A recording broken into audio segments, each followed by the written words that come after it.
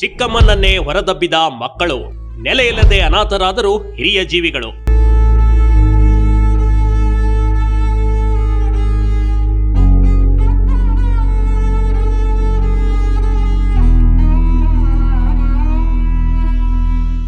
ಹೀಗೆ ಕಣ್ಣೀರಿಟ್ಟು ಅಳುತ್ತಿರುವ ಈ ಅಮ್ಮನನ್ನ ಸರಿಯಾಗೊಮ್ಮೆ ನೋಡಿ. ಈಕೆ ಅಳುವಿಗೆ ಕಾರಣವಾಗಿರುವುದು ಮಕ್ಕಳೇ ಕಣ್ರಿ. ಎಲ್ಲೂ ನೆಲೆಯಿಲ್ಲದೆ ಇರೋಕೆ ಜಾಗವಿಲ್ಲದೆ ಡಿಸಿ ಕಚೇರಿ ಮುಂದೆ ಬಂದು ಕುಳಿತಿವೆ ಈ ಹಿರಿಯ ಜೀವಿಗಳು. ಹೆಣ್ಮಗಳು ಯಾಕೆ ಕುಡ್ತೆಂಬ ಏನಿಂದಾಗದ ಇಲ್ಲಿ ಹೊರಗಡೆ ಹೋಗಂತ ಅವಾಗ ಇವ ಜಮದಾರ್ ಸೋರ್ ಅಂತನ್ರಿ, ಅವನು ನೀರು ಕುಡ್ಬೇಡಮ್ಮ ಹೋಗಂತಾರೆ. ಆಟ ಆದ್ರೆ ಎಸ್ ಸಾಬ್ರಿ ಏನಂದ್ರನ್ರಿ, ಯಾರು ಏನಂದ್ರನ್ರಿ, ನಾ ಅಲ್ಲಿ ಆದ್ಮ್ಯಾಗ ವಿಡಿಯೋ ಮಾಡ್ಕೊಂಡ್ರಿ ಯಾರು ಬಂದಿದ್ರನ್ರಿ. ಪ್ರಿಯ ವೀಕ್ಷಕರೇ, ಈ ಹಣ ಮತ್ತು ಆಸ್ತಿ ಅಂತ ಬಂದಾಗ ಯಾವ ಸಂಬಂಧಗಳಿಗೂ ಬೆಲೆ ಇಲ್ಲ ಕಣ್ರಿ. ಇದಕ್ಕೆ ಜ್ವಲಂತ ಸಾಕ್ಷಿ ಅಂದ್ರೆ ಈ ಎರಡು ಹಿರಿಯ ಜೀವಿಗಳು. ಎಲ್ಲ ಇದ್ದು ಎಲ್ಲವನ್ನು ಕಳೆದುಕೊಂಡು ಇದೀಗ ಹೇಗೆ ಅನಾಥ ಆಗಿವೆ ಅಂತ ನೋಡಿ.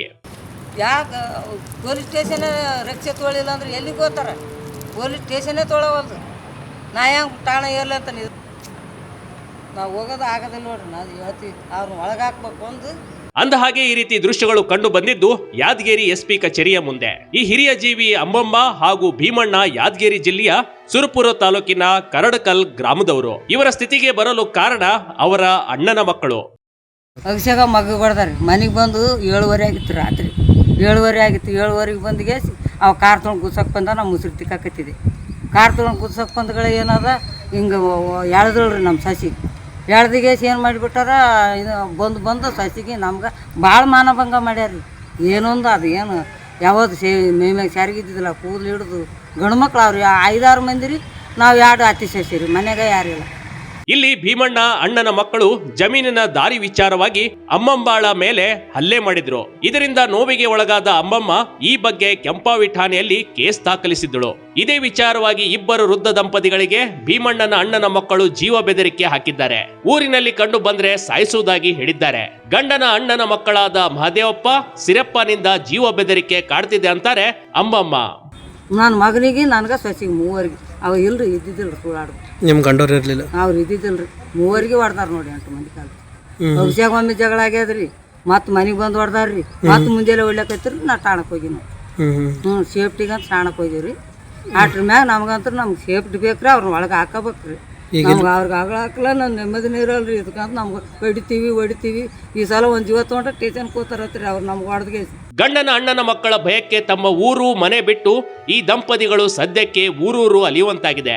ಇನ್ನು ಮಠದಲ್ಲಿ ಆಶ್ರಯ ಪಡೆದು ಇದೀಗ ದಾರಿ ಕಾಣದೆ ಯಾದಗಿರಿ ಎಸ್ಪಿ ಕಚೇರಿ ಮುಂದೆ ಬಂದಿದ್ದಾರೆ. ನಮಗೆ ರಕ್ಷಣೆ ನೀಡಬೇಕು, ತಪ್ಪಿತಸ್ಥರ ವಿರುದ್ಧ ಕ್ರಮ ಜರುಗಿಸಬೇಕೆಂದು ಎಸ್ಪಿ ಮುಂದೆ ತಮ್ಮ ಗೋಳನ್ನ ತೋಡಿಕೊಂಡಿದ್ದಾರೆ. ಯಾರಿಲ್ರಿ, ಇವನು ರಾಶಿ ಬೆಲೆಕ್ಕಿದ್ದಂತ. ಮತ್ತು ಹಿಂಗ ಹೋಗಿ ಪೊಲೀಸ್ ಸ್ಟೇಷನ್ ಕೇಸ್ ಕೊಟ್ಟಿದ್ರು. ಅವ್ರು ಜಮಾದಾರ್ ಕೇಸ್ ತೊಗೊಂಡವ್ ಬೇರೆ. ಅವತ್ತು ತೊಗೊಂಡವ್ನು ಹೋಗಮ್ಮ, ಇವತ್ತು ತೊಗೊಂಡವ್ನು ಹೋಗಮ್ಮ, ನಮ್ಗೆ ಕಿರಿಕಿರಿ ಕೊಡಬೇಡಮ್ಮ, ನೀವು 12 ಮಾತಾಡ್ಬೇಡಮ್ಮ, ಆಕೆ ಹೆಣ್ಮಳು ಇಲ್ಲಿ ಕೂಡ್ಬೇಡ, ಹೊರಗಡೆ ಹೋಗಂತಾನೆ. ಅದು ಪಿ ಎಸ್ ಏನಂತಾನೆ, ಅಮ್ಮ ಸರ್ಕಲ್ ಸಾಬ್ ಬಂದ್ಮ್ಯಾಗ ಮಾಡ್ತೀನಿ, ನಾಳೆ ಮಾಡ್ತೀನಿ, ಈಗೇನು ಆಗಲ್ಲ ಅಂತ ಅವಂತಾನೆ ಪಿ ಎಸ್ ಅಂತಾನೆ. ಒಂದಿಗೆ ಹಿಂದಗಡೆ ಹೋಗೋದು ಬರೋದು ಅಲ್ಲೇ 4 ದಿನ ಬಿದ್ದೀನಿ ರೀ. ನಾವು ಹೋಗಲ್ರಿ, ನಮ್ಮ ನ್ಯಾಯ ಸಿಗತ್ತಾನೆ ಹೋಗಲ್ಲ. ಅವ್ರನ್ನ ಒಳಗೆ ಹಾಕಿದ ಮ್ಯಾಗ ಓದ್ತೀವಿ. ನಮ್ಮ ಕಾರ್ನೂ ಗುದ್ದಿಸ್ಯಾರ, ಎಲ್ಲನೂ ಮಾಡ್ಯಾರ. ಈ ಕಡೆ ಏನೊಂದು ತೊಗೊಳವಲ್ರಿ. ಹಿಂಗಾದ್ರೆ ಮಾಡ್ಬೇಕ್ರಿ. ಈ ದಂಪತಿಗಳು ಈ ರೀತಿ ಹೇಳಬೇಕಾದ್ರೆ ಆ ಹಿರಿಯ ಜೀವಿಗಳು ಅದೆಷ್ಟು ಭಯ ಬಿದ್ದಿರಬೇಕು, ಇವರಿಗೆ ಅದೆಷ್ಟು ಟಾರ್ಚರ್ ಮಾಡಿರಬೇಕು ಅನ್ನೋದು ಗೊತ್ತಾಗುತ್ತದೆ ಕಣ್ರಿ. ಅದೇನೇ ಇರ್ಲಿ, ಯಾದಗಿರಿ ಎಸ್ಪಿ ಅವರು ಇವರ ಬೆಂಬಲಕ್ಕೆ ನಿಲ್ಬೇಕಾಗಿದೆ. ಈ ದಂಪತಿಗಳಿಗೆ ಬೆನ್ನೆಲುಬಾಗಿ ನಿಂತ್ರೆ ಭಯಪಡಿಸೋರು ಕೂಡ ತೆಪ್ಪಗಾಗ್ತಾರೆ. ಇಲ್ದೆ ಹೋದ್ರೆ ಈ ದಂಪತಿಗಳಿಗೆ ಏನಾದ್ರೂ ಆದ್ರೆ ಯಾರು ಹೊಣೆ ಅಲ್ವೇ? Big TV Karnataka, Yadgiri. ಬಡ್ಡಿಗೆ ಯಾರು ಪೊಲೀಸರು ತಗೊಳ್ರಿ. ನಿಮ್ಗೆ ಹಂಗೆ ಕಾಣೋದ್ರಿ, ಇದೊಂದು ಎಣ್ಣೆ ಕುಡ್ಸೋ ಹಂಗಾಗಿ ನಮ್ಗೆ ಅವ್ರ ರೇಟಿಗೆ ಅವ್ರೇನು ರೊಕ್ಕ ಕೊಟ್ಟರು ಅವ್ರು ಪೊಲೀಸರನ್ನು ಕೇರ್ ಮಾಡ್ತಾರೆ. ಅವ್ರು ಮಾಡೋರು ಒಳಗಡೆ ಬರಬೇಡ ಅಂತಾರೆ. ಅದು ಯಾರು ಪುಣ್ಯಲ್ಲಿದ್ದು FIR ಅವ್ರದ್ದು 3 ದಿನ ಆಯ್ತು ಕೇರ್ ಇಲ್ಲ. ಬಿಗ್ ಟಿವಿ ಕರ್ನಾಟಕ ಯೂಟ್ಯೂಬ್ ಚಾನಲ್ಗೆ ಈಗಲೇ ಸಬ್ಸ್ಕ್ರೈಬ್ ಮಾಡಿ. ಧನ್ಯವಾದಗಳು.